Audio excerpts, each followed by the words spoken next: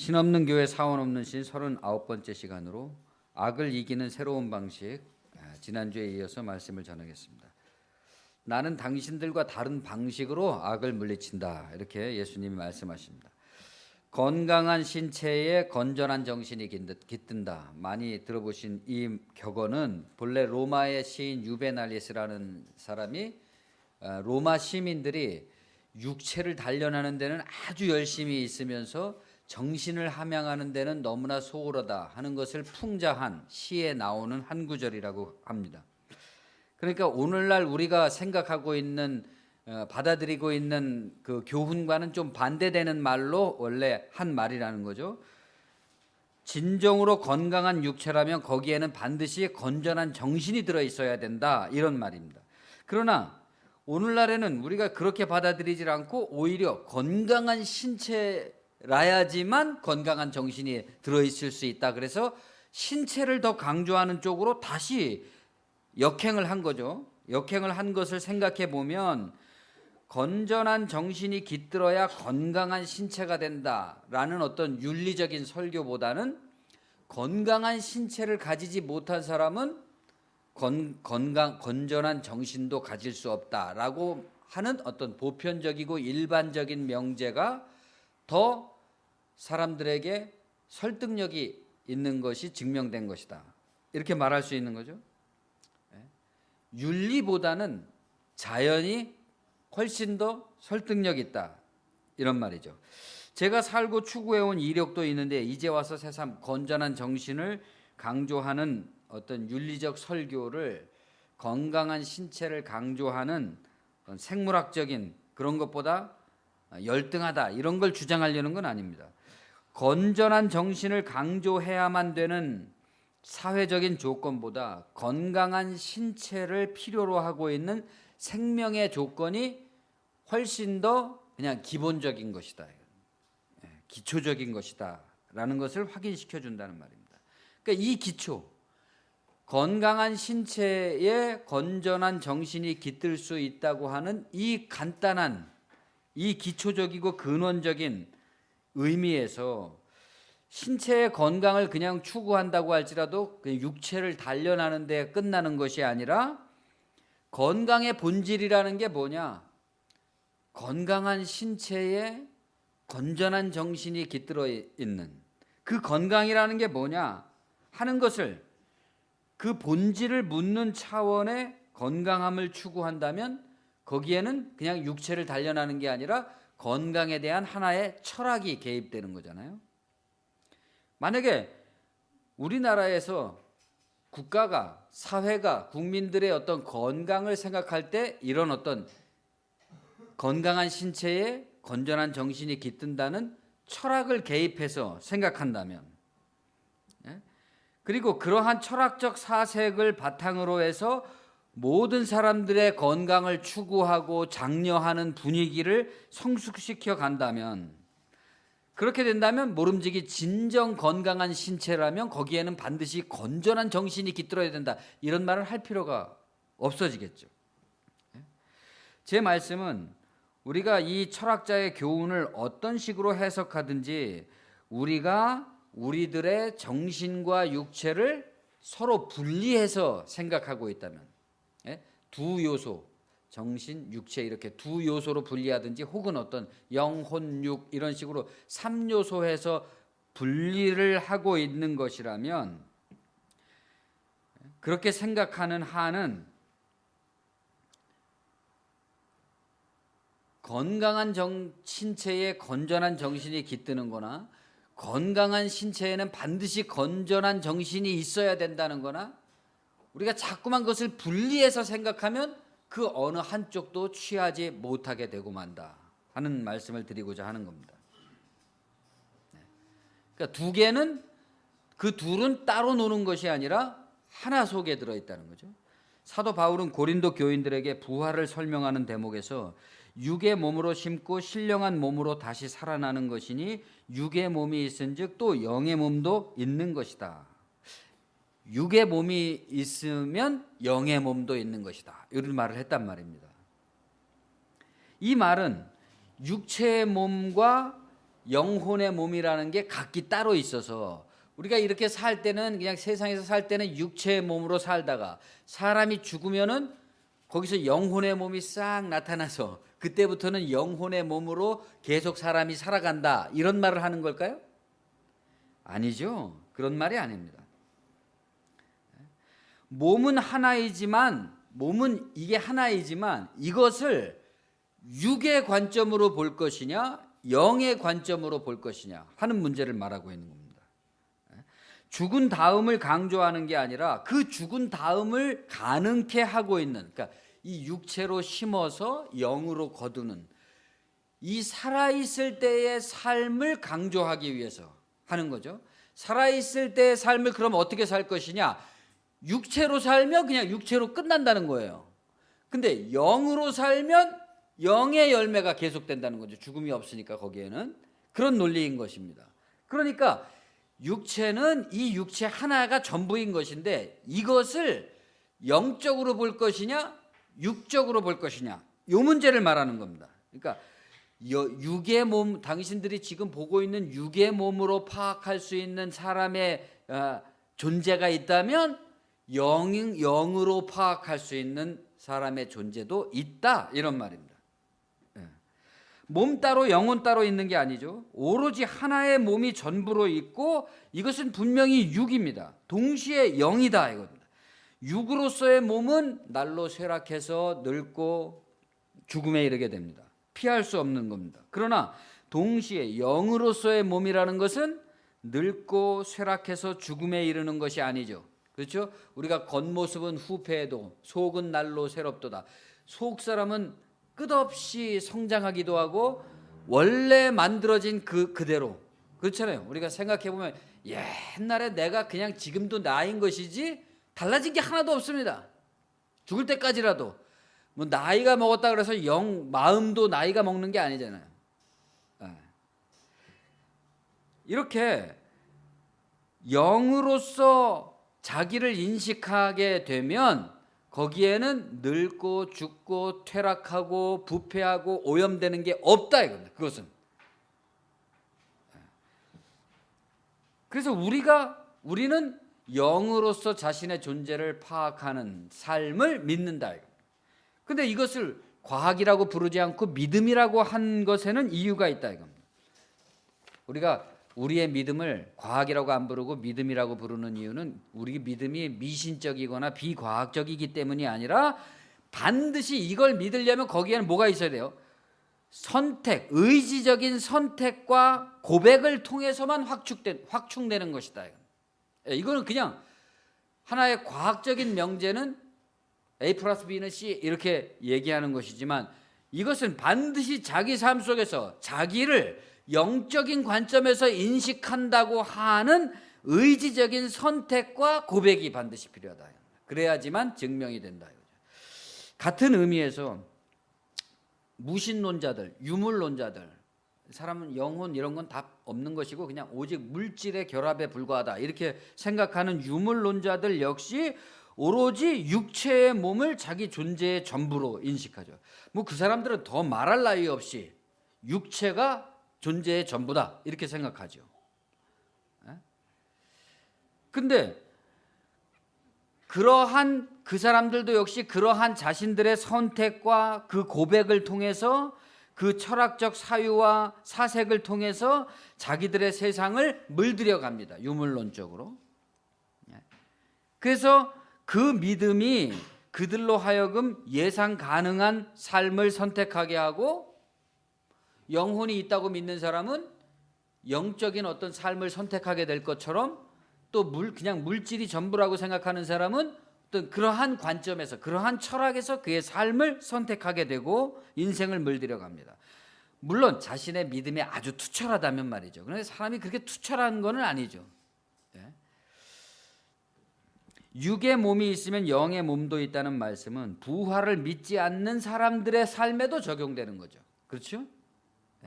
아까 제가 말씀드린 육체로서의 자기를 인식하는 관점이 있고 영으로서의 자기를 인식하는 관점이 있다면, 두 가지 관점이 있다면 그것은 믿는 사람이나 안 믿는 사람이나 뭐 예수를 거부하는 사람이나 찬성하는 사람이나 가리지 않고 똑같이 다 그런 관점이 있다 이겁니다. 그렇기 때문에 그 사람이 믿는 사람이냐 아니냐, 유물론자냐 유신론자냐, 그가 무슨 말을 하느냐, 이런 것은 중요하지 않다. 중요한 것은 우리가 우리 존재의 전부인 이 몸에 대해서 어떻게 인식하고 있느냐 하는 문제죠. 내가 나의 몸을 어떻게 인식하고 있느냐의 관점은 또한 내가 타인의 몸을 어떻게 인식하고 있느냐의 문제가 됩니다. 그런데 어떤 신자들은 영적인 믿음이 너무나 깊어서 육체를 아주 하찮게 여긴단 말입니다. 인간은 원죄 아래 태어나서 어쩔 수 없는 죄인이고 영원히 죽을 수밖에 없는 무가치한 존재다. 어렸을 때부터 하도 그런 세뇌를 많이 받아갖고 자학적인 신앙을 갖게 됐단 말입니다. 봐라, 어떤 사람은 아주 갓 태어난 아기도 죄성을 가지고 있다. 봐라, 엄마 젖을 빠는 저 탐욕을, 뭐 이렇게 말하면서 마치 무슨 보물찾기를 하듯 인간 존재와 타인의 인생에서 어떤 교리적 죄성의 증거를 찾아내면서 만족을 합니다. 희열을 느끼는 거예요. 인간은 저렇게 다 죄인이야, 어쩔 수 없는 죄인이야 이러면서. 또 그런 자학적인 신앙을 타인들에게 고취시키는 것을 그리스도인의 사명이라고 생각합니다. 인생을 다 무가치한 것이라고. 그런 어떤 자학적, 염세적, 뭐 타계지향적 이런 말들에 많은 사람들이 위로를 받는단 말입니다. 오히려 생명과 건강과 희망과 이런 거를 주는 거에는 거부감을 느끼는데, 그런 게 있죠. 그런 사람들에게 영혼이라는 것은 이 보이는 몸과는 아주 다른 차원의 어떤 보이지 않는 요소인 거죠. 그 보이지 않는 요소이기 때문에 이게 사기인지 진짜인지 알 수가 없습니다. 어떨 때는 그냥 내가 진짜 그런 영혼을 믿는 것 같기도 하지만 어떨 때는 그냥 아주 뜬금 잡는 우스꽝스러운 소리인 경우도 있죠. 실질적으로는 그 사람들이 믿는 영혼이라는 것은 하나의 추상적 관념에 불과하기 때문에 사실적으로는 부재하는 거죠. 그러니까 없는 것을 있다고 생각하면서 믿는 거죠. 있는 것은 오직 뭐라 그랬습니까? 이 몸이 있을 뿐이다 이겁니다.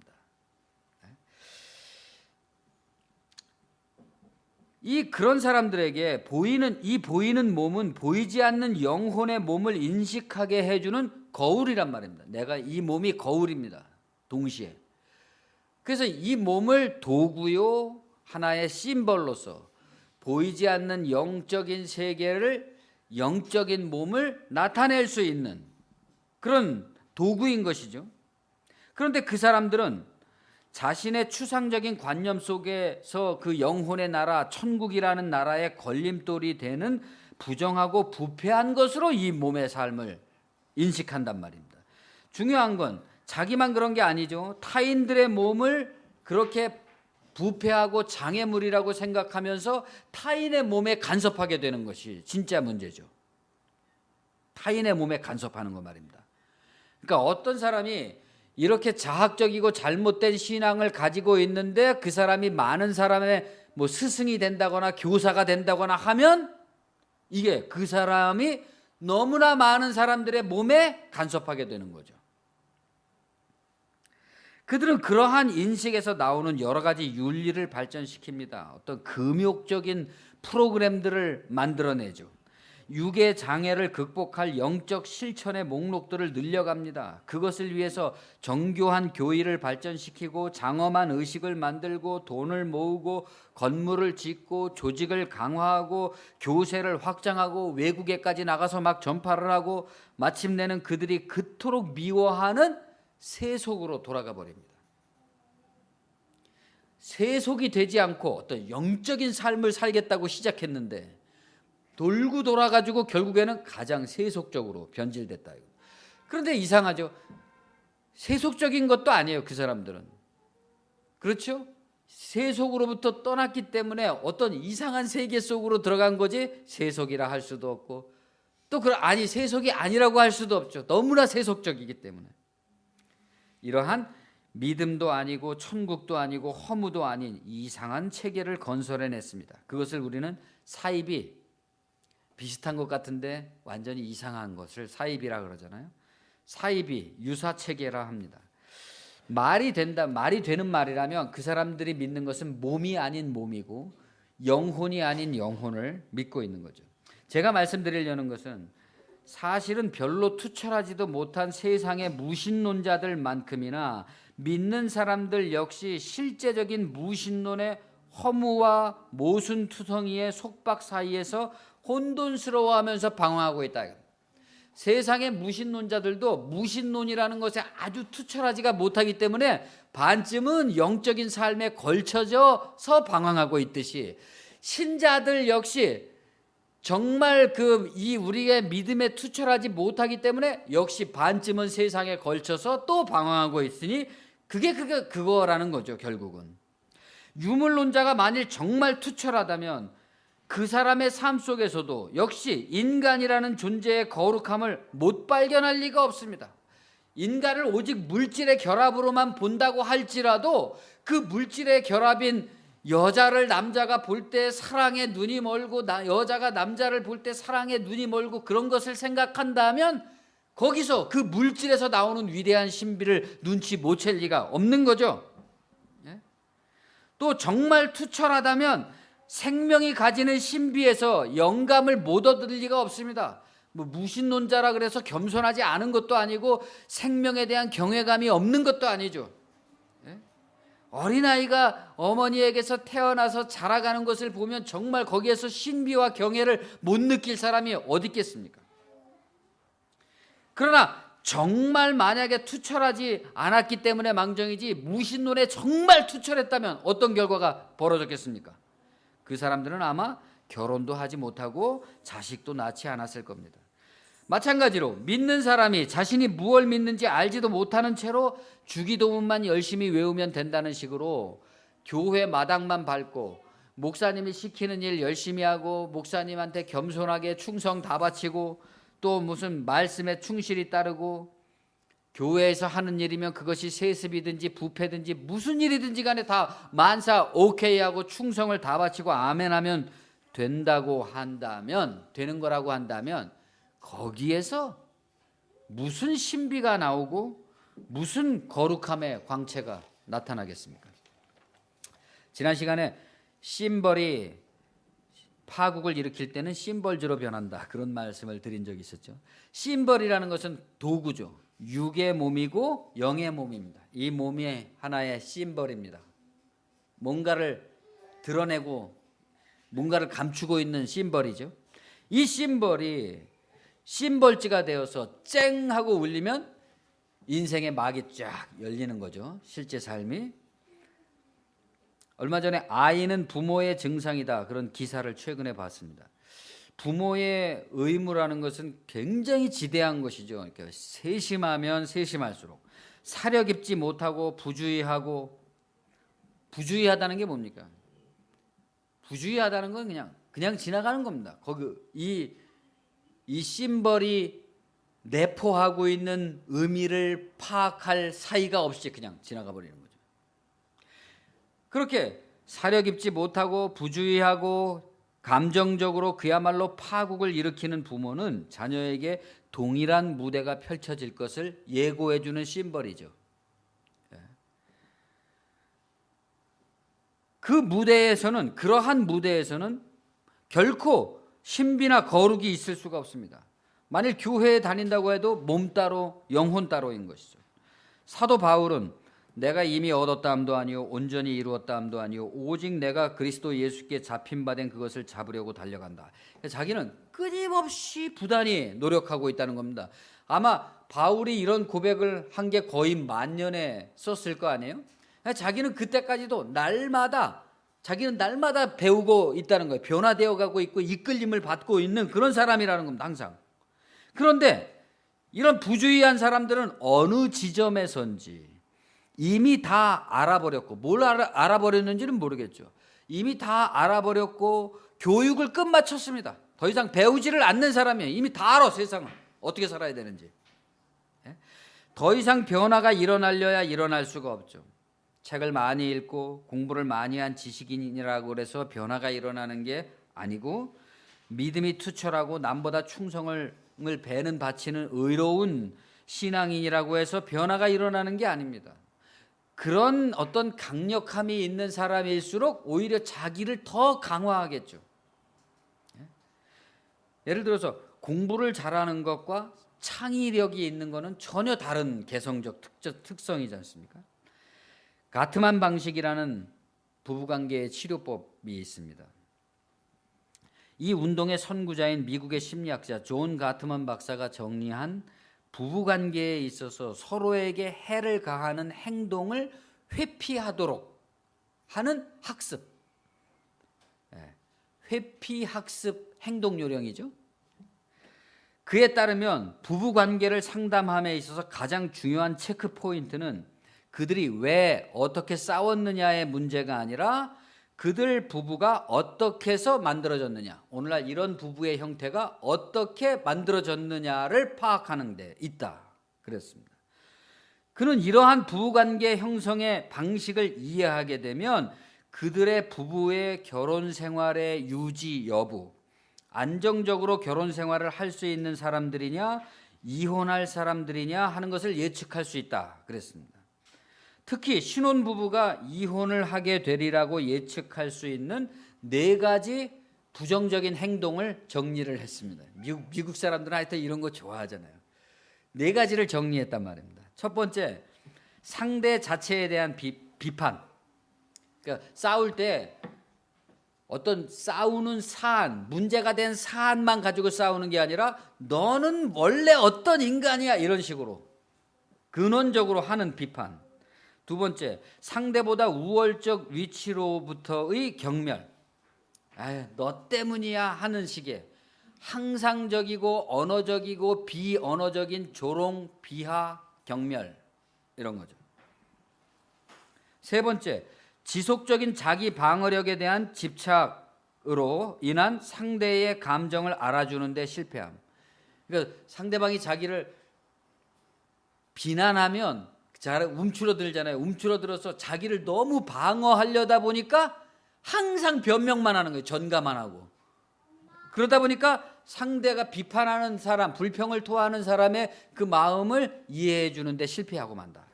네 번째, 문제에 부딪힐 때마다 상대방에게 반응하지 않기 위해 하는 도망이나 강박적 행동. 잔소리하면 항상 도망가 버리는 거예요. 딴 데로 그냥 안드로메다로 가 있는 거죠. 가트만 박사는 이 4가지 척도로 신혼부부의 이혼 확률을 90%까지 맞출 수 있다, 그렇게 말했다 그럽니다. 중요한 건 이 가트만 방식이라는 것은 안 싸우게 하는 게 아니라 싸우는 방식을 가리키는 것이다 하는 것이죠. 싸움이라는 상징을 통해서 그것이 내포하고 있는 문제, 무대의 의미를, 이 부부가 가지고 있는 인생이라는 무대의 의미를 두 사람이 같이 인식하게 해준다. 그러니까 나만 인식하는 게 아니라 둘이 동일한 것을 같이 인식하고 같은 통찰력을 갖게 되니까 이 말은 두 사람이 하나의 철학을 가졌다는 말입니다. 그들은 갈등을 부드럽고 긍정적인 방식으로 처리하면서 서로를 위하고 존중하는 법을 터득해 갈 겁니다. 싸움을 안 하는 게 아니라 성공적으로 화해하는 법을 배우게 되고 격돌과 토론을 통한 보다 나은 결론을 도출하는 데 합의를 하고, 싸워서 관계가 퇴행하는 게 아니라 싸움으로써 항상 발전적인 결론을 얻어낸다. 합의하게 되고 결혼 생활이 안정되게 되고 더 나아가서는 서로를 지지해 줌으로써 시간이 지나갈수록 인간적으로 뿐만 아니라 남자나 여자로서 애정과 친밀도를 오히려 높여준다 그랬습니다. 우리는 살면서 세상에 참 공짜는 없구나, 인생에 애누리는 없구나 하는 진리를 고백할 때가 많습니다. 에너지 불변의 법칙이라는 것을 모르더라도 이 세상의 모든 것은 에너지의 문제이고 에너지 장의 문제이고 각각의 에너지들이 충돌을 하면서 일으키고 있는 문제이고 그것은 어떻게든 평형 상태, 평화를 바라고 원하기 때문에 일어나는 충돌들이고, 전체적으로는 총량의 법칙이 있다. 힘의 총량이라는 게 있다 이겁니다. 폴 트루니에가 말한 단절 현상이라는 것도 그 속에 들어 있습니다. 폴 트루니에는 그의 저서 고독으로부터의 도피라는 책에서 현대인들을 단절된 존재다. 그러니까 관계가 단절되고 무슨 사건을 통해서 단절되고 끝없이 단절되어 온 존재다 이겁니다. 그런데 문제는 이 단절이라는 것이 언젠가 반드시 그 대가를 요구한다.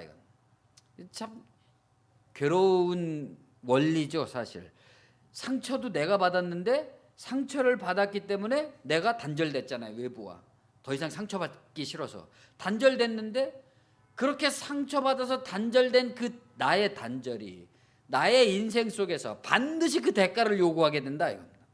어느 시점이든지 사람은 무언가, 그것이 뭐 올바른 것이든 뭐 어떤 것이든지 간에 하여튼 사람은 무언가를 자기가 계속 추구하고 있는 한은 길에서 이탈되지 않습니다. 타락하지 않습니다. 그렇기 때문에 과정이라는 게 되게 어떻게 보면 행복한 거죠. 어떤 걸 정상에 도달하는 것이 행복이 아니라 그 어떤 것을 꿈꾸고 소망하면서 노력하는 과정이 행복합니다. 근데 만약에 그 정상에 도달을 해버리면, 그것을 얻어버리면 그때부터는 문제가 생기죠. 사람이 진실로 위험해지는 순간은 노력의 절정에 올라서 그것을 성취했을 때입니다. 그때는 외려 자신의 허탈과 탈진을 위로해지거나 승리와 성취를 진실로 축하해 줄 사람이 없습니다. 그런 게 있는 것 같아요. 형제들이나 또 친구들이나 지인들도 사람이 어렵게 살고 곤궁함을 많이 느끼고 그럴 때는 사람을 막 불쌍히 여기고 칭찬해주고 높여주기도 합니다. 서로. 근데 사람이 조금 그런 괴로움에서 벗어나서 살만해지면 그때는 왠지 사람들이 서로 서먹해지는 그런 경향이 있는 것 같습니다. 어쨌든 그래서 종종 어떤 일에서 성공한 사람들이 엉뚱한 일을 저지르면서 몰락하게 되는 경우들을 자주 봅니다. 투르니에가 말한 단절 현상이라는 것에 따르면 그러한 엉뚱한 일이라는 것은 미필적 고의에 의한 무의식의 자발적인 자기 보상 행위다. 그렇게 말할 수가 있겠죠. 자기가 지금 감당하기 어려운 것으로부터 도피하기 위해서 엉뚱한 짓을 저지르면서 원래 자기의 편한 상태로 돌아가는 거죠. 인생의 적절한 휴식과 선물이라는 것은 반드시 필요합니다. 그러나 그 휴식과 선물의 의미를 이해하는 게 중요하죠. 자기에게 휴식과 선물을 줘야 되는데 엉뚱한 선물을 줄 수도 있잖아요. 근데 그 의미를 알아야 된다는 거죠. 그거가 가장 중요한 것은 그 휴식과 선물로부터 비롯되는 자기에 대한 참된 사랑입니다. 그런데 그 자기에 대한 참된 사랑이라는 것을 참되게 알려면은 정직해야 된다는 거죠. 정직. 내가 왜 이런 선물을 원하나? 내가 왜 이런 휴식을 원하나? 내가 진정으로 원하는 것은 무엇인가? 관심이 정말 자기에게 관심이 있다면 부주의해지지 않을 것이고 사려 깊게 보일 것이고, 그때 보인다는 것은 자기라는 인격의 유형일 겁니다. 그러니까 단편적으로 하나를 보면 그냥 그 하나지만 자기가 꾸준히 자기를 그렇게 사랑하다 보면 자기의 하나의 유형을 발견하게 된다. 패턴을. 이러한 패턴을 벗어나서 자기를 극복한다는 게 쉬운 일이 아닙니다. 어쩌면 일생 공을 들여야만 될 일인지도 모릅니다. 그러나 이 자기의 패턴으로부터 벗어나는 이 일 말고 어떤 일이 우리에게 의미 있는, 생명을 주는 의미가 될까요? 남북 통일이 되면 뭐 의미가 있는 걸까요? 남북 통일도 정말 중요한 것이지만 우리 각 사람의 개인에게 있어서는 자신의 이 고유한 패턴이 자아내고 있는 모든 장애로부터 자기가 해방되는 거, 그게 굉장히 당면한 우리 삶의 문제가 아닙니까? 그것이 하나의 유형이고 에너지의 패턴이라면 우리에게는 그것을 극복할 더 강력한 힘이 필요한 거죠. 마치 역도 선수가 자기 몸에 몇 배나 되는 무게를 순식간에 그 괴력을 발휘하면서 들어 올리듯이 우리가 어느 순간 우리 인생을 극복하기 위해서, 자기의 패턴을 극복하기 위해서 자기 전체 인생을 들어 올리는 괴력을 발휘해야 될 때가 올 겁니다. 바울은 형제들아 내가 그리스도 예수 우리 주 안에서 가진 바 너희에 대한 나의 자랑을 두고 단언하노니 나는 날마다 죽는다, 이렇게 말했습니다. 자기에게는 죽음이 곧 삶이라는 겁니다. 자기는 살기 위해서 죽음으로 돌파한다. 죽음이 자기를 들어 올리는, 극복하는 괴력의 방식인 거죠. 여기서 죽음이라는 방식은 죽음을 수락하는 방식으로서의 죽음을 말하는 겁니다. 그것은 악을, 자기에게 닥쳐오는 악을 이기는 방식인데, 그렇기 때문에 악을 이기는 힘이지만 악과 똑같은 힘은 아니다. 그러니까 악을 악으로 이기는 힘이 아닌 겁니다. 그렇기 때문에 악을 이길 수 있는 더 강력한 힘이긴 하지만 그 강력한 힘이라는 것은 악이 내는 힘의 종류와는 완전히 다른 차원의 힘이다. 그 강력한 악이라는 힘을 무력화시키는 힘, 다른 종류의 힘이다 이겁니다. 그것은 육의 몸에서 영의 몸을 보는 인식의 전환하고 똑같은 거죠. 육의 관점에서 보면은 악을 악으로만 이겨야지만 이기는 거죠. 만족스러워져. 내가 저놈을 그냥 더 강력하게 패줘야지만 만족감이 오는 것이지만, 영의 관점으로 보면 전혀 다른 인식의 전환이 일어난다. 그것은 육체의 상징, 이 씨를 통해서 영적인 의미, 열매를 발견하는 부단한 생명 과정에 대한 성찰이자 학습입니다. 그러니까 내가 지금 하고 있는 게, 내가 지금 반응하고 있는 방식이 나한테 정말 나쁜 거라는 거를 너무 절실하게 깨닫는다면 그 일을 더 이상 안 하겠죠. 내가 지금 남편에게, 부인에게, 자녀에게 던지는 말 한마디, 이 씨가 어떤 나쁜 결과를 빚어낸다는 것을 철저하게 안다면 우리는 거기서 도망갈 겁니다. 그렇잖아요? 우리가 가을에 산에 가다가 뱀을 발견하면 어떡합니까? 펄쩍 뛰어서 도망갈 거 아니겠습니까? 그런데 그것이 뱀인 줄을 모르면 어떡합니까? 그냥 밟는 거죠, 그걸. 그와 마찬가지로 생명 과정에 대한 성찰이자 학습이다. 거기에는 그 자체에 대한 일정한 패턴이 있고 그 패턴에 대응하고 있는 자기 자신의 방식으로서의 패턴이 있다. 나는 항상 어떤 일이 닥치면 항상 이래지 하는, 이것이 세상의 악만이 악이 아니라 그 악을 대하는 방식 역시 악이 된다는 말의 정확한 의미일 겁니다. 어떤 의미로 세상의 악이라는 것은 내가 어쩔 수 없는 것이지만, 상대방으로부터 비롯되는 악이라는 것은 내가 어쩔 수 없는 것이지만, 내가 그것을 받아들이는 방식으로서의 악은 내가 어찌할 수 있는 거죠. 러시아가 적이 있는 것이라면 우리는 핀란드에 있는 것이죠. 이로써 예수의 5가지 계명 중에서 첫 번째 계명이, 사실은 첫 번째 속에 모든 게 다 들어있습니다. 분노하지 말라라는 말 속에 다 들어있는 이유입니다.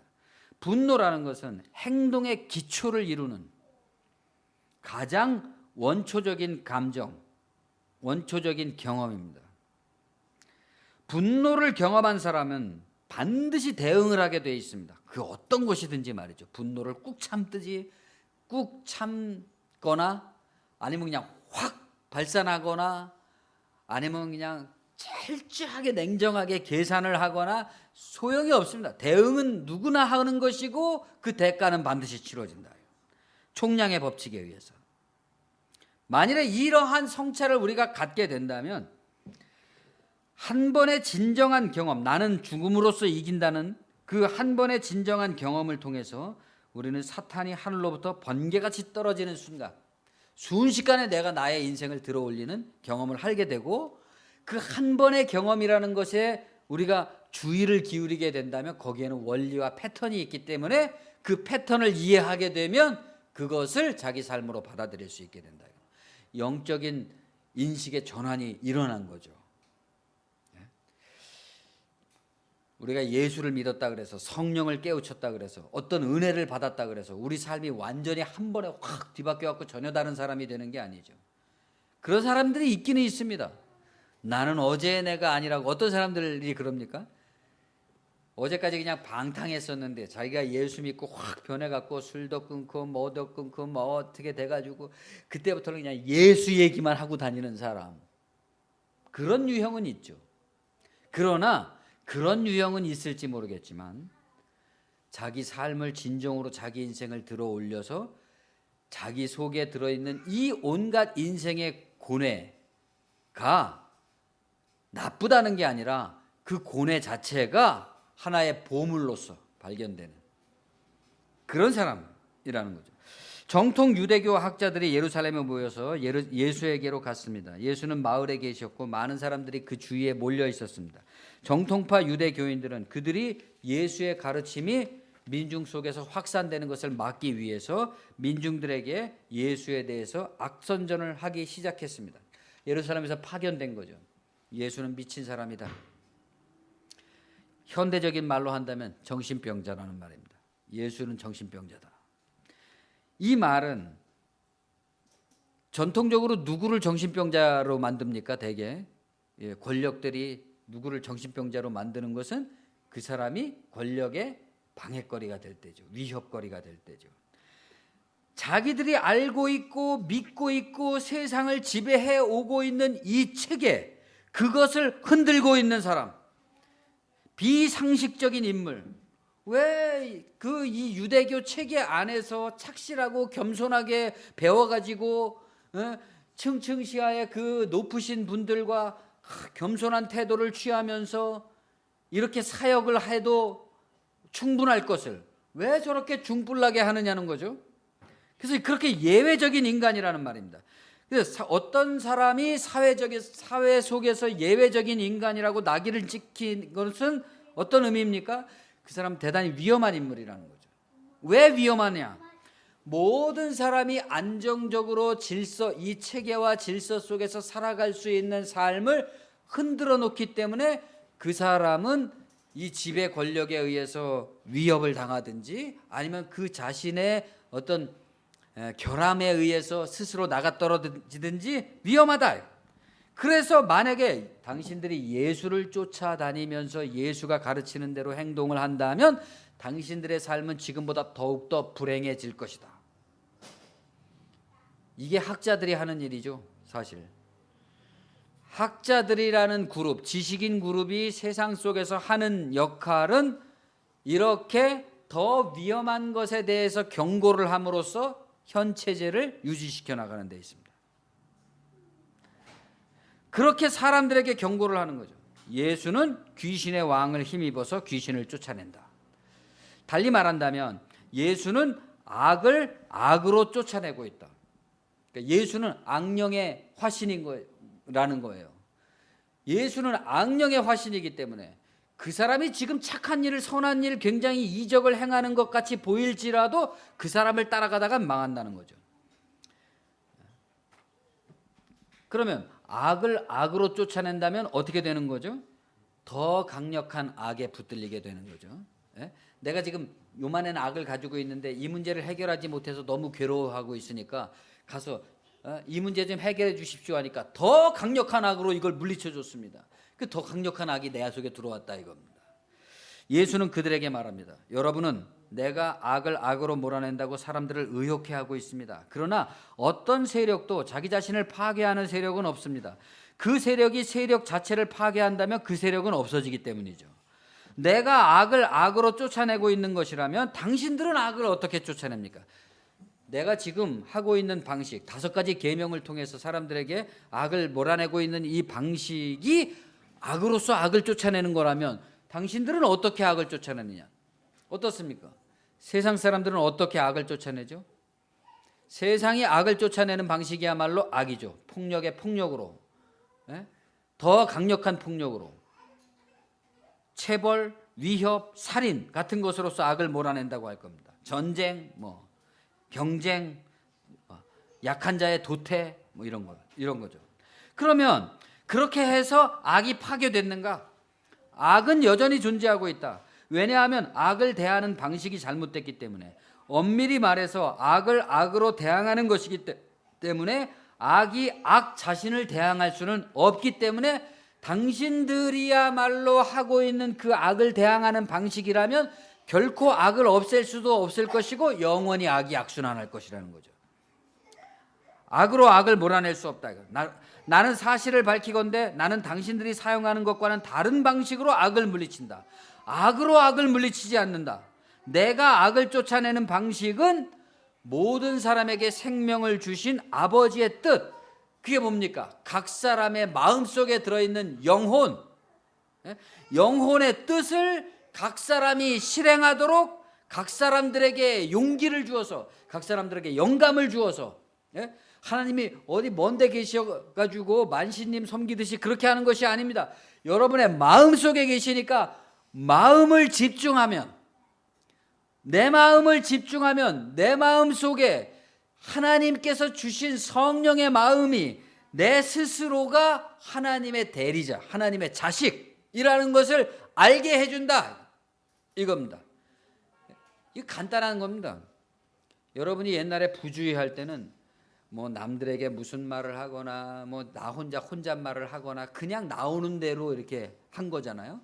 근데 이제부터는 내가 지금 하고 있는 말을 인식하면서 해보십시오. 인식하면서, 욕을 할 때도 인식하면서 하고, 선한 말을 할 때도 인식하면서 하고, 거짓말을 할 때도 인식하면서 해보면 하나님이 계시다는 걸 알게 되죠. 이 마음이 어디서부터 나온 것인지, 이 마음이 어디로부터 비롯될 수 있는 것인지, 어디를 향해 있는 것인지 그 대상이 자연히 밝혀진다, 이겁니다. 내가 피조된 존재라는 것을. 만약에 그러한 주의를 기울임이 없이 내가 내뱉기 시작하면 그것은 뭐예요? 장담하지 말라. 세 번째가 장담하지 말라잖아요. 자기가 장담하는 거죠. 하나님이 되는 겁니다, 자기가. 그런데 만일에 그 주의를 기울여서 한다 보면 나는 결코 그런 장담하는 말을 할 수 없는 존재라는 걸 스스로 알게 되죠. 나는 이렇게 각 사람에게 영혼의 뜻을 주신 하나님 아버지의 그 뜻대로 각 사람이 영감을 받아서 자기 안에 악을 스스로 몰아내게 한다. 내가 악을 내쫓는 방식은. 내가 가르친 5가지 계명. 첫 번째, 분노하지 말라. 두 번째, 쾌락에 물들지 말라. 세 번째, 장담하지 말라. 네 번째, 악을 악으로 대적하지 말라. 다섯 번째, 사람을 차별하지 말라. 이 5가지 계명은 사람들에게 진정한 행복과 생명을 주신 하나님의 영혼의 뜻을 나타내고 있다. 이 5가지를 삶 속에서 실천을 하면 하나님의 그 뜻을 저절로 드러내게 된다.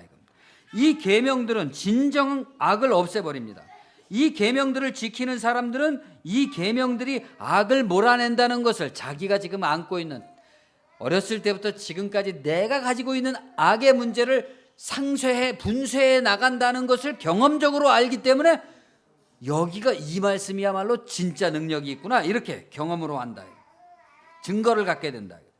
영혼의 방법은 이것 하나뿐입니다. 그러니까 인간의 본질이 영혼인 이상 인간의 문제를 해결할 수 있는 길은 이 영혼을 자각함으로써 그 자신 속에 있는 악의 문제를 해결하는 이 방법 외에는 없다, 이겁니다.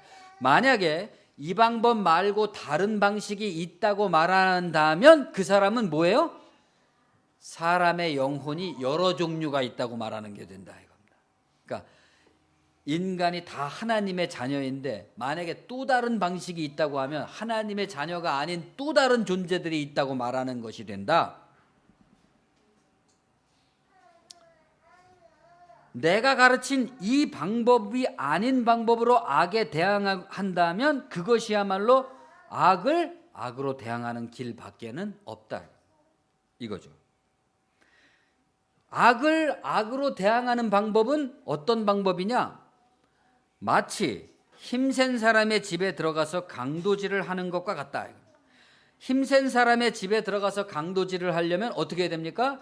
힘센 사람을 먼저 결박해야 된다는 거죠. 즉 힘센 사람보다 더 강력한 힘이 있어야 된다는 겁니다. 이게 악으로서 악을 이기는 방식인 거죠. 항상 어떤 악을 물리친 다른 악이 그것을 대체하게 됩니다. 그런데 더 강한 악이 그것을 대체할 때만 그 악을 물리칠 수 있기 때문에 강도를 물리친 것은 더 강도가 되는 거죠. 항상. 그렇게 해서 세상은 점점 더 악이 극성하고 악이 진화하게 됩니다. 악은 악을 내쫓지 못한다는 말은 성립되고 악은 영원히 그대로 있습니다. 사람은 그 생명을 살아가는 방식 역시 그 본질인 영혼에 화합해야 된다. 인간 존재의 본질이 영혼이라면 사람이 사는 데 있어서 영혼에 화합해서 살아야 된다는 겁니다. 영적인 것을 보지 못하고 육체에 머물러 있다면 그 본질에 결합될 수가 없습니다. 그러므로 나는 여러분에게 말합니다.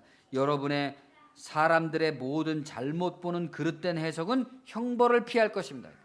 사람들이 하는 모든 잘못된 행동들 이런 것들은 벌받지 않는다는 겁니다. 벌받지 않습니다. 그러면 어떤 것들이 벌받느냐? 그 사람이 무신론자든 유물론자든 혹은 믿는 사람이든 혹은 그가 무엇을 주장하든 예를 들어서 오늘날 첨예한 문제로 따지면 동성연애를 지지하는 사람이든 지지하지 않는 사람이든 그 각 사람이 주장하는 바에 따르면 지지하는 사람은 지지하지 않는 사람이 하나님의 뜻을 어긋난 사람이고 지지하지 않는 사람은 지지하는 사람이 지옥불에 떨어질 존재인 것이잖아요. 그런데 예수님의 말씀에 따르면 그 양자는 다 형벌을 받지 않는다. 무엇을 주장하든지. 그러나 모든 사람에게 생명을 주신 성령에 대한 잘못된 해석, 구원의 방식에 대한 잘못된 해석을 내리고 설교하고 전파하는 자들, 이 마태복음 속에서는 바리새인들에 해당하는 거죠. 예루살렘에서 온 바리새인들에 해당하는 거죠. 그러한 잘못된 해석을 전파하는 사람들은 용서받지 못한다. 왜 용서받지 못합니까? 당연한 거잖아요. 구원을 못 주니까. 다른 사람들을 자기만 구원을 못 받는 방식에 머물면 괜찮은데 자기가 스스로 선생이 되어서 많은 사람들을 엉뚱한 대로 끌고 가고 있기 때문에 많은 사람들이 구원받을 수 있는 기회를 없애버리는 사람이기 때문에 그 사람은 용서받지 못한다는 겁니다. 그것은 진리에 대한 왜곡이기 때문이죠. 그럼으로써 많은 사람들을 진리의 구원, 영혼의 삶에서 떨어져 나가게 하는 거죠. 가령 어떤 사람이 다른 사람을 거슬러 말한다 해도 그것은 중요하지 않습니다. 야, 이 뭐 XX야 뭐 이렇게 욕했다 그래서 그거 가지고 뭐 저기 구원이 취소되거나 뭐 그런 거 아니다. 그러나 어떤 사람이 다른 사람 안에 있는 영혼을 거슬러서 말한다면 너 요렇게 믿어야지 구원받는 거야. 그리고 무슨 이재록한테 데려간다거나 뭐 이렇게 한다면은 잘못된 방식으로 그 사람이 영적인 삶에서 어긋나게 만들어 낸다면 이것은 처벌받지 않을 수 없다. 그것은 용서받을 수 없는 것으로서 그 자체가 이미 처벌받은 것입니다. 예수는 자기를 악한 말로 비방해서 추종자들의 확산을 막아보려는 정통파 유대교인들을 피하지 않고 정면으로 반박하고 있습니다. 당신들이 나를 비웃고 싶다면 얼마든지 비웃어라. 그러나 내가 세상에 드러낸 생명의 비밀, 이 구원의 복음, 이것까지 없애버리려고 해서는 안 된다는 겁니다. 나를 없앨 수는 있다. 그러나 내가 가르친 이것까지 부인하면 안 된다는 거죠. 왜냐하면 이건 진리니까. 이 방식까지 악하다고 폄훼하려 하면 안 된다. 그것은 선한 것을 악하다고 하고 악한 것을 선하다고 말하는 사람이 있다면 그 사람이야말로 진짜 나쁜 사람이 아니냐, 처벌받지 않을 것이 아닌가. 무엇보다도 예수의 강조점은 사람들의 삶과 생활이 그 자신들의 생명의 요소와 그 부름에 일치하게 만드는 것, 그것이 절대적으로 필요하다. 그 방식의 확산, 그 방식의 학습, 그 방식에 대한 성찰, 그 방식에 대한 철학의 공유, 그 방식에 대한 사회의 성숙된 인식, 이게 매우 중요하다는 거죠. 그것은 어떤 교파나 조직이나 추상적 관념이나 교리나 체계 같은 것이 아니죠.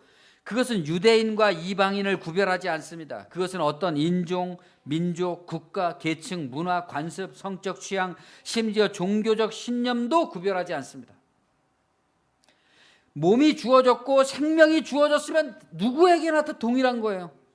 예수의 5가지 계명은 제의나 의식이나 교회나 조직이나 성전이나 성직자나 선교사를 따로 필요로 하지 않습니다. 다만 생명의 영혼과 일치하지 못한 사람은 자기 생명의 영혼을 거스리고 있는 것뿐이죠. 어떤 사람이 이러한 복음을 받아들이기를 싫어한다고 한다면 그건 자기만 손해인 거죠. 그가 만일 그러한 상태에 자신이 놓여 있음에도 불구하고 여러 가지 핑계를 대면서 자기는 지금 어느 단체에 속해 있다거나 어떤 유명한 사람을 알고 있다거나 무엇을 하고 있다거나 심지어는 아무것도 필요 없는 오직 하나님의 은혜로 다 구원받는 믿음을 믿고 있다고 할지라도 아무런 소용이 없는 것이죠. 의미가 없습니다. 더구나 그러한 사람이 그러한 잘못된 견해를 가지고 누군가를 계도한답시고 가르치고 있다면 그가 일으키고 있는 피해와 손실은 결코 용서받을 수 없다는 말씀입니다. 정통파 유대교 지도자들은 예수의 말씀을 어떻게 받아들였을까요? 그때 당시에. 오늘날에도 정통파라고 자처하고 있는 기독교인들은 이런 가르침에 대해서 어떻게 받아들일까요? 저마다 이미 바쁘게 골몰하는 사업들이 있기 때문에 아주 좋은 말씀이군 하고 지나쳐 버릴까요? 매우 좋은 말씀이니까 잘 기억해뒀다가 언젠가 써먹어야지. 그렇게 생각하고 여전히 자기 일을 하러 다니겠죠? 예수가 천국 잔치에 사람들을 초대했을 때 사람들이 어떻게 했다 그랬습니까? 어떤 사람은 나는 뭐 장가도 가야 되고 소도 가야 되고 소도 사야 되고 밭도 갈아야 되고 할 일이 너무 많아서 못 간다 이겁니다. 자기가 지금 하고 있는 일이. 페이스북을 오래 하다 보니까 패친이 한 3,000명이 넘었습니다. 원래는 한 4,000명에 육박을 했었는데 그동안 부지런히 이렇게 삭제를 했더니 요 수준에서 멎었습니다. 친구 신청이 오면 거의 다 이렇게 거절을 못하고 거의 다 이렇게 받아주다 보니까 이렇게 된 건데, 받아주면서도 계속해서 삭제를 하고 있는 이유는 다양히 있죠. 다양한데 그 중에 하나가 이율배반이 있습니다. 주로 기독교인들한테 해당되는데 대형 교회나 부패 현상을 열심히 비판하고 담임 목사의 설교도 비판하고 막 그런 어떤 진보적이고 그런 사람들인데 가만히 보면 수년째 거기를 계속 다니고 있어요. 뭐 오늘 금요철에 갔다 왔다 뭐 이런 얘기도 계속 쓴단 말입니다. 그러면서 또 욕하는 거예요. 뭐라고 이해해야 될까요? 처음에는 그런 사람들을 보면 일종의 이제 모욕감이 들었었는데 지금은 요 사람은 삭제해야 되겠구나 해서 삭제할 사람을 만난 어떤 반가움에 바로 삭제를 해버립니다. 그런데 모든 것은 다 관계의 문제이고 실질적인 관계야말로 진정한 그 사람의 신념이 들어있는 거잖아요. 그러니까 교회에 다닌다거나 어떤 교회를 선택한다거나 하는 문제도 다 관계의 문제인데, 그리고 어떤 관계를 내가 맺고 있느냐에 따라서 그 사람의 진정한 신념이 결정되는 거죠. 그런데 이러한 사람들은 도대체 어떤 신념을 가지고 있냐는 겁니다. 성경에는 믿음과 소망과 사랑이 중요하다고 했지만 사람이 살아가는 데 있어서 가장 중요한 제1의 척도는 의리죠. 의리. 믿음이 없으면 의리라도 있어야 된다. 이런 말은 제가 만들어낸 어록이긴 한데, 기독교의 문제는 목사들의 문제도 아니고 평신도의 문제도 아닙니다. 문제는 용서받을 수 없는 것은 우리들의 전파인 것이죠. 우리가 지금 무엇을 전파하고 있느냐? 그건 용서받지 못하는 겁니다. 개개인적으로 우리가 기도 신앙에 대해서 잘못 살아가고 있는 거 이런 건 다 용서받을 수 있습니다. 그러나 전체적으로 우리가 지금 하고 있는 일들이, 기독교인들이 하고 있는 일들이 세상에게 전파하고 있는 메시지 자체는 용서받지 못한다. 그 열매는 반드시 언젠가는, 그 단절 현상은 반드시 대가를 치를 것입니다. 교회가 망하든지 아무도 교회를 거들떠보지도 않게 되든지 당연히 당할 것이죠. 누가 무엇을 전파하고 있는 것입니까? 그것이 육인지 영인지 세속인지 본질적인 것인지 표피적인 것인지 성찰하지도 못하는 정도의 분별력이라면, 더군다나 이러한 어떤 애매모호함과 오리무중 가운데서 가장 용서받지 못할 오리무중은 유식과 세련과 의로움으로 무장된 오리무중이죠. 겉보기에 화려하고 많이 배우고 많은 사람이 모이고 많은 물량이 동원되고 대단한 프로그램들을 진행하고 있는데 결국 거기서 취할 수 있는 게 아무것도 없을 때, 이 지금 세상이 돌아가고 있는 이 악하고 가파르고 강팍한 이 세상이 요구하고 있는 거기에 생명으로서 부응해내지 못하고 있는 덩치 큰 교회라면 그거야말로 용서받을 수 없는 거죠. 예수는 우리에게도 묻고 계십니다. 내가 악을 악으로 내쫓는다고 욕하는 당신들은 어떻게 지금 악을 내쫓고 있는 것인가? 나를 믿고 나에게 충성을 다하고 있다고 하는 당신들은 어떻게 악을 내쫓고 있는 것인가? 우리가 만일 우리 자신에게 가장 좋은 생명과 행복이 온 세상을 위해서도 생명과 행복을 가져다 준다고 믿는다면, 우리들은 만인을 위해서 만인에게 선함과 행복이 되는 그 길을 적극적으로 실천해 나가야 될 것입니다. 삶 속에서. 그런데 그저 그것은 말뿐이고 오로지 관념적인 혹은 몇 가지 실천 사항으로 측정되거나 판단될 수 있는 그런 것이 아니죠. 오직 자기 몸에 대한 철저한 인식, 자기 마음에 대한 철저한 주의를 기울이는 관심, 그 속에서 전인적인 양심과 더불어 정직하게 인식되어야 될 겁니다. 그러니까 그것은 그러한 어떤 겸손한 자기의 길을 추구하는, 자기 가슴 속에 촛불이 하나 켜져 있습니다. 항상 주님 할 수 있는 그러한 마음이 갖춰져 있는 거죠. 그렇기 때문에 그 사람에게서 삶의 자태가 나타나게 되겠죠.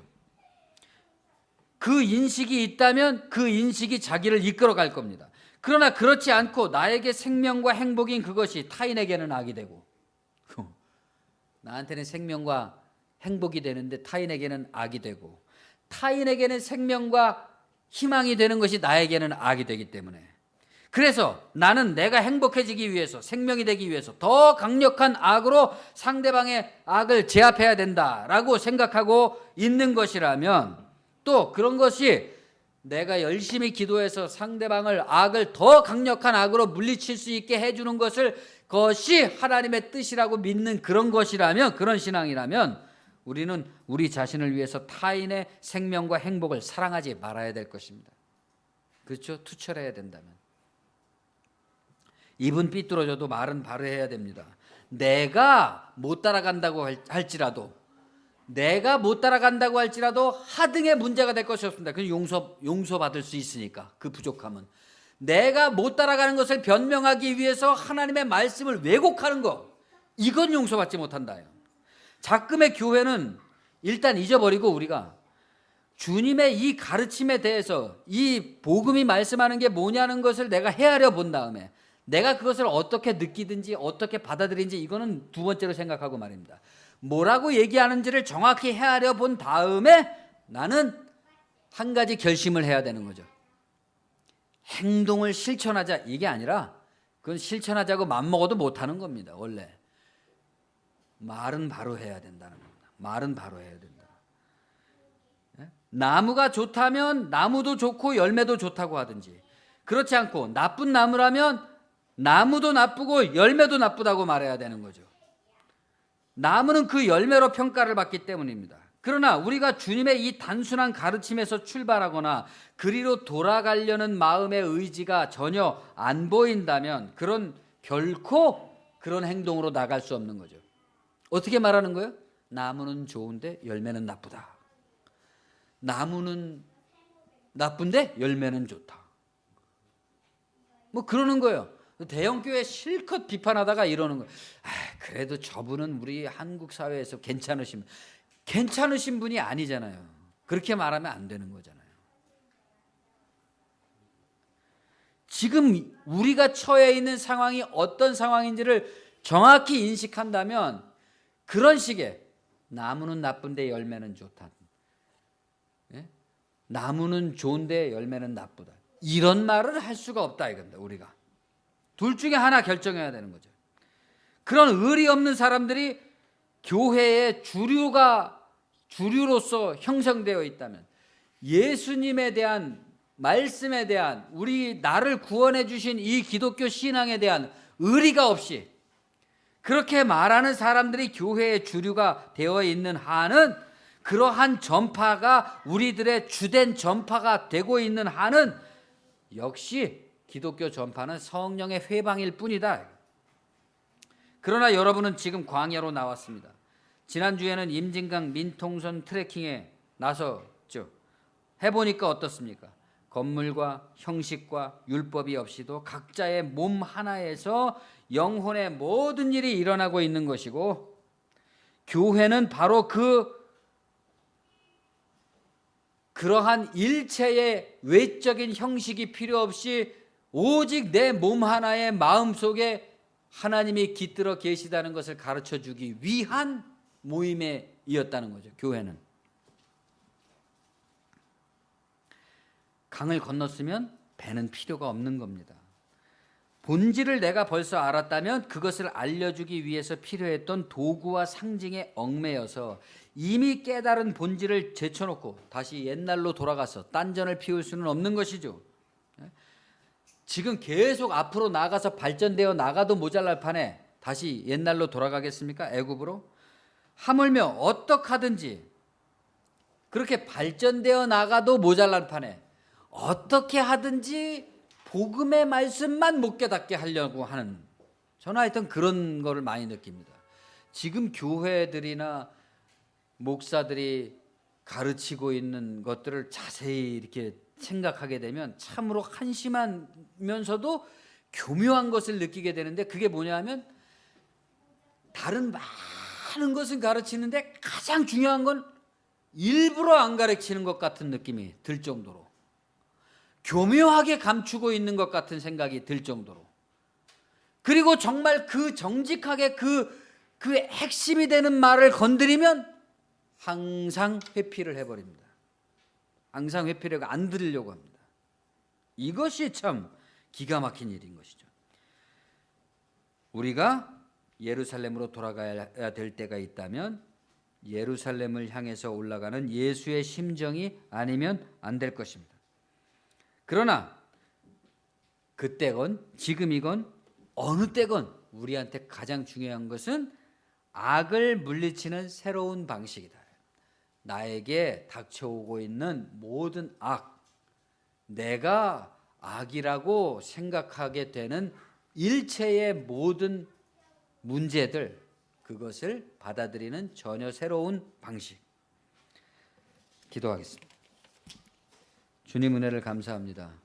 우리가 우리의 생활 속에서, 우리의 관계 속에서, 우리의 마음 속에서 우리에게 닥치는 많은 문제들을 어떻게 해결하고 나아가고 있는 것인지, 끝없는 단절 속에서 끝없는 단절을 만들어내고 있는 것인지, 또 이것이 모여서 하나의 인격의 메시지로서, 나의 인격의 하나의 패턴으로서 어떤 메시지를 발산하고 있는 것인지, 그것이 영혼의 뜻을 거스르는 삶으로서 하나의 또 다른 악이 되어서 악의 에너지로서 작용하고 있는 것인지, 아니면 전혀 새로운 힘으로서 세상을 화해시키고 영혼을 회복시키고 그러한 하나님의 뜻을 구현해 나가는 그러한 에너지로 작용하고 있는 것인지, 그러한 전파인 것인지 우리로 하여금 성찰하게 도와주시고, 우리가 마음을 다하여서 우리 자신들의 모든 일을 정성으로 행하게 도와주시고 그 정성스러운 사려 깊음 속에서 우리 자신의 패턴이 발견되게 도와주시고 그럼으로써 우리가 무엇보다도 나 자신에게 관심을 가지고 깊이 사랑할 수 있게 도와주시고 나의 모든 문제들로부터 악을 이기는 이 새로운 방식으로서 극복함으로써 우리가 만나는 모든 사람들 속에서 이러한 영혼의 삶이 전파되는 삶, 그러한 길로 나아가는 우리 인생이 될 수 있게 도와주시고 그럼으로써 우리의 인생이 더욱더 값지고 보람있고 아름답고 소중하고 또 그러한 것을 창출해내는 그러한 사람들이 다 될 수 있도록 인도하여 주시옵소서. 예수님의 이름으로 감사하며 기도합니다. 아멘.